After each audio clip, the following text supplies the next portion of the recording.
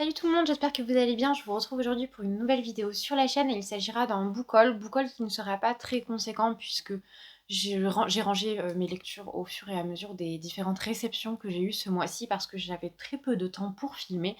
Donc je me retrouve avec seulement quelques titres que je suis absolument persuadée de ne pas vous avoir présentés.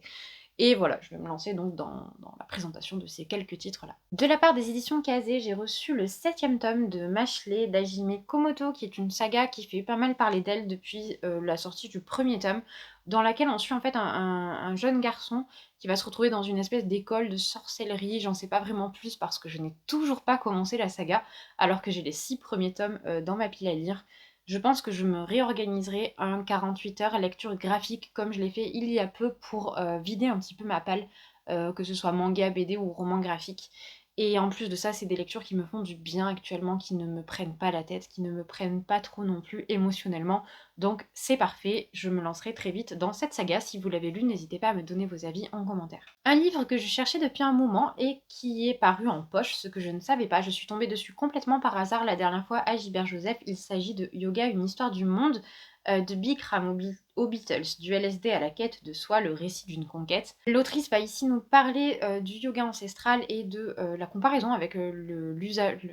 J'adore l'usage pour vous dire en fait à quel point le lapsus est révélateur, mais de quelle façon nous on s'approprie le yoga et qui est quand même une tradition ancestrale, comment on se l'approprie nous dans nos sociétés hyper modernes, pourquoi c'est devenu quelque chose qui fait autant de bruit, pourquoi autant de personnes le pratiquent aujourd'hui, mais surtout comment on déforme donc cette philosophie ancestrale pour se l'approprier en tant qu'occidentaux et comment on la met en pratique finalement dans notre vie de tous les jours. C'est vraiment l'histoire d'une reconquête puisqu'on va à la fois aborder le yoga comme une question pratique et une question théorique, puisque bien au-delà d'une pratique sur le tapis avec des postures, donc des asanas, le yoga c'est aussi une philosophie, c'est aussi une tradition, c'est aussi des rituels, c'est une totalité, c'est quelque chose de bien plus grand et de bien plus conséquent. Et donc on va reprendre un petit peu tout ça avec cette autrice, j'ai hâte de lire ce livre-ci. J'aime beaucoup la mention de Bikram aux Beatles, du LSD à la quête de soi, puisqu'en fait, finalement, ce sont des périodes très différentes et qui ont vraiment marqué le monde occidental, toutes ces choses qui, à un moment donné, ont vraiment marqué culturellement, en fait, culturellement notre époque. Bref, je suis donc très curieuse de découvrir cet ouvrage et de découvrir ce qu'en pense l'autrice, ce qu'elle a pu recueillir sur le terrain, quelle analyse elle peut apporter à ces données qu'elle récupère. Et voilà, donc très curieuse de le découvrir. Un autre ouvrage que j'ai cherché partout, mais je le cherchais toujours au rayon romance, qui était absurde. Je cherchais Faust de Goethe, que j'ai fini par trouver, donc, et qui était disponible en un nombre d'exemplaires assez déroutant, pour que je ne l'ai pas trouvé depuis si longtemps. Faust, c'est un grand classique de Goethe. J'ai Les souffrances du jeune Werther dans ma palle depuis une éternité et je ne l'ai toujours pas lu. Je me dis que c'est une bonne alternative pour commencer. Alors par contre, à quelle occasion j'étais retombée sur Faust? Je ne me souviens plus, mais j'ai dû le voir mentionné dans un livre que je lisais. Ça a dû relancer mon engouement pour l'auteur et aussi pour le titre en lui-même.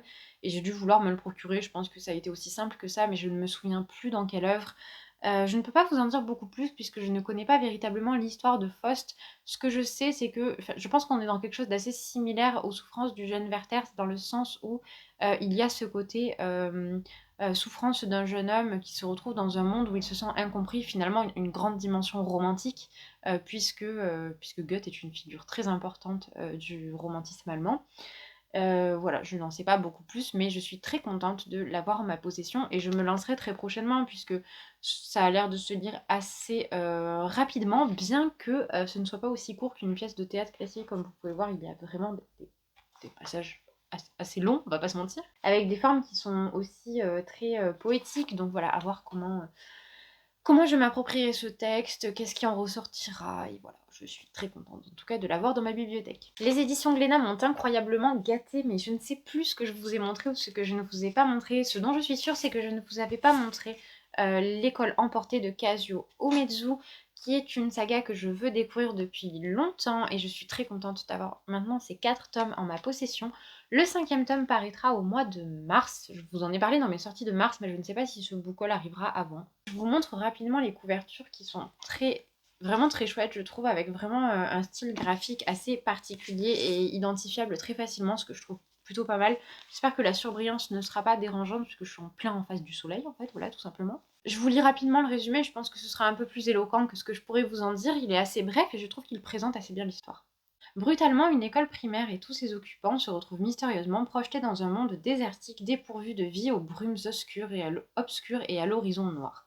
Complètement dépassés par la situation, les adultes chargés de la protection des enfants se révèlent incapables d'assumer leur rôle. Désemparés et à court de repères, les enfants parviendront-ils à survivre à ces angoissantes circonstances? Voilà, donc voilà, petit manga horrifique que je pense adorer. J'ai très récemment lu Léviathan qui est paru chez les éditions Kyun, par contre je ne sais plus le nom, du mangaka et je trouve que c'est un petit peu dans la même veine. Alors c'est beaucoup plus récent Léviathan, je pense d'ailleurs que ça s'inspire de L'école emportée, mais j'aime beaucoup ces scénarios avec, ces enfants qui se retrouvent finalement livrés à eux-mêmes en face d'adultes qui ne sont plus capables d'occuper leur position de repère, mais aussi de protecteur envers ses enfants. Voilà, donc très curieuse de découvrir ce que ça donne. En tout cas, je trouve que cette saga est très très bien mise en valeur par les éditions Glénat.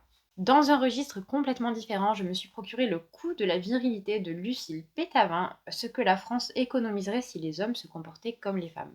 Ce livre a une prétention assez intéressante, je trouve, mais assez difficile aussi à comprendre peut-être, qui est d'estimer le coût de la virilité. Donc par coût, j'entends valeur matérielle en fait, purement financière, puisqu'on va nous parler, on va nous détailler finalement les accidents dont les hommes sont le plus souvent coupables, la violence dont ils sont le plus souvent à l'origine. Bref, on va nous détailler tout ça et on va estimer un petit peu le coût de cette virilité. L'autrice est historienne et elle s'est spécialisée notamment dans le travail des femmes, donc c'est assez intéressant. J'ai vraiment hâte de découvrir ce livre, j'en ai entendu beaucoup beaucoup de bien, donc je suis également très curieuse. Je trouve que c'est vraiment une branche par laquelle on n'attrape jamais finalement ce sujet, donc c'est intéressant, pourquoi pas, de parler d'un point de vue purement chiffré et économique d'un coût potentiel de la virilité. Voilà, donc je suis très curieuse. J'ai pu voir par contre qu'il y avait des formules mathématiques à l'intérieur, ce qui m'effraie profondément, mais je pense que ça restera accessible. Et je vous remonte rapidement, parce que en termes de police, on est sur quelque chose quand même d'assez aéré, voilà. C'est publié chez Anne Carrière si vous le cherchez, et c'est dans les essais. Il est assez onéreux, il est à 17,50 €, mais voilà, je vous le dis à chaque fois sur la chaîne, mais les essais sont toujours très chers, je trouve. Grand écart dans les genres, j'ai reçu Mon bel assassin de la part des éditions Nathan de Charlotte Herly. Il s'agit d'un ouvrage extrêmement court puisque c'est dans la collection Court toujours. Donc ce sont des tout petits livres comme ceux-ci qui en général ont des couvertures assez vives, enfin, avec des couleurs assez vives en tout cas, et toujours écrits extrêmement gros. Donc ce sont vraiment de tout petits textes. Alors à voir ce que ça donne parce que je trouve que le résumé ne dit pas grand-chose. J'ai l'impression qu'on est en face d'une adolescente qui est un petit peu en quête de sens, qui a tout du moins perdu son engouement à vivre et à découvrir les choses et qui un jour va croiser un garçon, je crois que c'est ce que j'ai compris. Je trouve ça assez banal, mais pourquoi pas, après tout dépend comment c'est fait, comment les choses peuvent être amenées par l'autrice. Et sur un petit texte bref comme ça, je pense que ça peut être intéressant. Après, la question que je me pose, c'est que j'ai l'impression qu'il y a deux résumés. Là, je vous ai fait part du résumé qui est en quatrième, mais j'ai également un résumé ici sur la jaquette, quoi, en quelque sorte, sur la couverture à rabat, qui, pour le coup, met autre chose en avant, qui est que cette adolescente, en fait, est très médiatisée pour son engagement écologique et fait de grands discours, donne des conférences à travers le monde, rencontre les plus grands dirigeants et dirigeantes, loin des préoccupations des adolescents de son âge, elle n'a plus une vie normale. Ce qu'elle veut, c'est sauver la planète, mais saura-t-elle se sauver elle-même? D'elle-même. Elle-même. Elle-même. Donc voilà, à voir. Je sais pas du tout ce que c'est en fait. Voilà, c'est complètement. Là, ça va être hasardeux pour moi de me lancer dans cet ouvrage. Mais voilà, je pense qu'il se lira très vite. Si vous l'avez lu, n'hésitez pas à me donner vos avis en commentaire. De la part des éditions Akata, j'ai reçu Pour l'amour du faux de Loan Lee.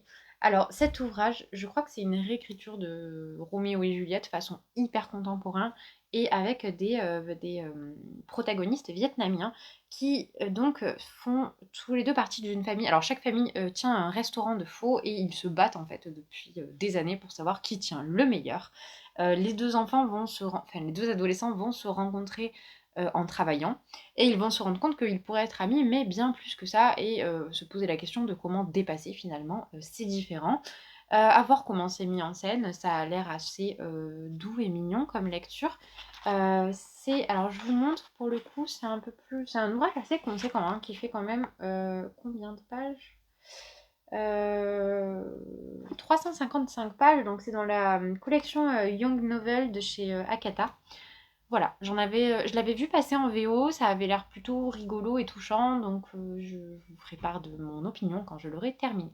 Encore un grand écart puisque je vous parle ici de Où va l'argent des pauvres de Denis Colombi que j'avais vu passer à plusieurs reprises sur la chaîne de Margorito et qui me tentait beaucoup. Donc là on est sur un essai économique mais de vulgarisation économique où on va parler de l'argent des pauvres, où va cet argent tout simplement comme le dit le titre. Et on va aussi aborder les espèces de grands scandales ou de grands buzz économiques de ces dernières années. Je crois que c'est assez accessible, tout du moins c'est ce que j'ai pu entendre et voir sur les différents avis que j'ai consultés par la suite.